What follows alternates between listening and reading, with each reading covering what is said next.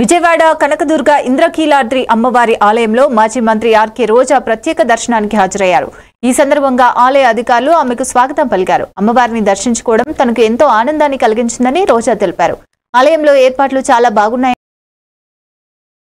దయవల్లే దర్శనం సాఫల్యవంతంగా జరుగుతోందని అన్నారు. అలాగే అమ్మవారి సన్నిధిలో వైఎస్ఆర్ కాంగ్రెస్ పార్టీ మళ్లీ అధికారంలోకి రావాలని, జగన్మోహన్ రెడ్డి మరోసారి ముఖ్యమంత్రిగా బాధ్యతలు స్వీకరించాలని ప్రార్థించినట్లు వెల్లడించారు.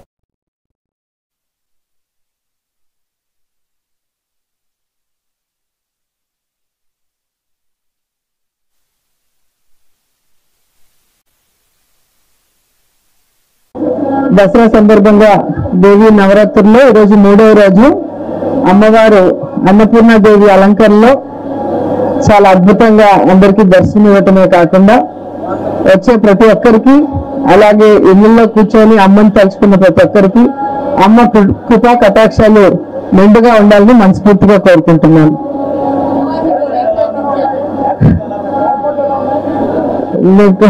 వాటి గురించి ఏం మాట్లాడను.